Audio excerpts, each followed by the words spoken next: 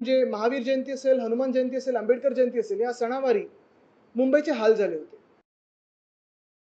काढला का? मुख्यमंत्र्यांनी लक्ष उशिरा दिलं का? कशाला उशिरा दिलं? का दुर्लक्ष केलं मुंबईकडे?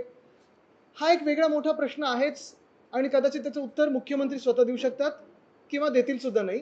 हे कदाचित हा प्रश्न राहीलच तसा.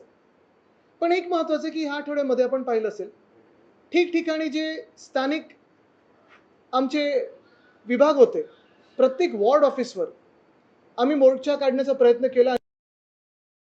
अनेक ठिकाणी आमच्या कार्यकर्त्यांना नोटिसा देऊन पोलिसांनी आधीच उचललं, मज्जाव केलं, बंदी केली आणि हे सगळं होत असताना आपण पाहिलं असेल पूर्ण महाराष्ट्रामध्ये असेल आणि मुंबईमध्ये देखील असेल, एका बाजूला गुन्हेगारी वाढत चालली होती.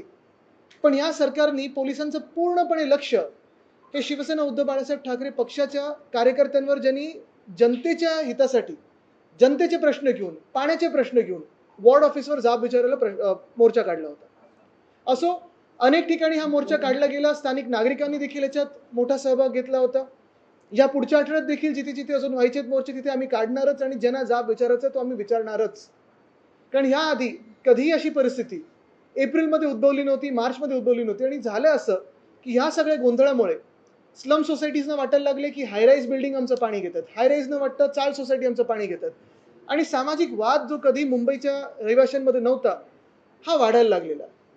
पण हे सगळं होत असताना एक आपण लक्षात घ्या, अजून एप्रिल पूर्ण झालेला नाहीये आणि तापमान जे आहे ते 40 पार झालेलं आहे. म्हणजे 400 पार सरकार नाही गेलं, पण 42 असेल, 43 असेल हे तापमान व्हायला लागलेलं आहे. काल परवाकडे नाशिकहून येताना देखील भिवंडी असेल, वाशिंद असेल, 43 डिग्री 44 डिग्री हे कधी महाराष्ट्राने पाहिलं नव्हतं. पुणे असेल, ठाणे असेल, नागपूर असेल, उष्णता वाढायला लागलेली आहे. एका बाजूला मध्यंतरी अवकाळी पाऊस होऊन गेला. वातावरणीय बदल काय आहे हे आपण डोळ्यादेखत पाहत आहोत, आपण अनुभवत आहोत. तरी देखील काल स्टेट वाईल्ड लाईफ बोर्ड याच्या बैठकीत मुख्यमंत्री महोदयांनी अनेक असे प्रस्ताव मंजूर केलेले आहेत, मान्य केलेले आहेत, ज्याच्यात लाखो झाडांची कत्तल आपल्या महाराष्ट्रात होणार आहे.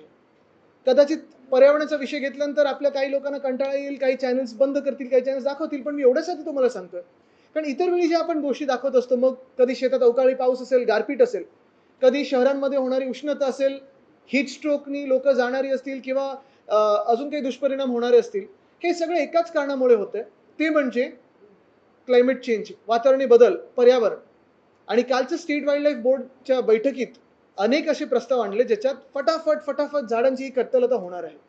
खरं तर गेल्या 2-2.5 वर्षामध्ये एशनशी सरकारनी किंवा त्यांच्या जे काही घटनाबाह्य सरकार होतं, त्यांचा गट जो होता, त्यांनी मुंबई असेल, पुणे असेल, ठाणे असेल, अनेक ठिकाणी कितीतरी झाडांची कत्तल केली आहे. ह्याचा आता कुठेही मोजमाप लागणार नाही. पण तरी देखील कालच्या बैठकीमधले जर 2-4 तुम्हाला गोष्टी सांगायच्या असतील तर गारगाईचा प्रस्ताव, 5 लाख झाडांची कत्तल का? तर धरण बांधायचे मुंबईला 450 MLD पाणी आणायचं म्हणून. म्हणजे तुम्ही गंमत बघा, ज्या कारणामुळे तिथे पाऊस पडतो तेच कारण नष्ट करून टाकायचं. जंगल आहे, पर्यावरण आहे, वातावरणीय बदल आपण पाहतोय, तेच नष्ट करून टाकायचं. मुंबईची मॉन्सून डिपेंडन्सी वाढवायची आणि 5 लाख झाडांची कत्तल करून धरण बांधायचं. कशासाठी? 450 MLD पाणी आणायला. मान्य 450 MLD गरज आहे, पण जो आम्ही डिसॅलिनेशनचा प्लांट आणणार होतो, ते डिसॅलिनेशनच्या प्लांटमध्ये एक झाड न कापता 2 वर्षामध्ये डिसॅलिनेशनच्या प्लांटने आपल्याला 450 MLD पाणी हे मुंबईला दिलं असतं पिण्यासाठी आणि त्याही पुढे जाऊन काही थोडा अजून खर्च झाला असता तरी देखील 600 MLD पर्यंत आपण 3 वर्षात जाऊ शकलो असतो. पण गारगाई धरण होणार कधी, सुरुवात कधी, होणार कधी, म्हणजे पुढची 10 वर्ष. त्याच्यात हे तर एक बाजूलाच, पण सुप्रमा म्हणजे सुधारित प्रशासकीय मान्यता हे मिळवण्यासाठी जे कॉन्ट्रॅक्टर एस्केलेशन करतात, आधी पण असा घोटाळा झालाय, नंतर पण आता कदाचित होऊ शकतो. पैशांचा खेळ ह्याच्यासाठी पर्यावरणाशी खेळत आहेत, तुमच्या आमच्या भवितव्याशी खेळतात, भविष्याशी खेळत आहेत.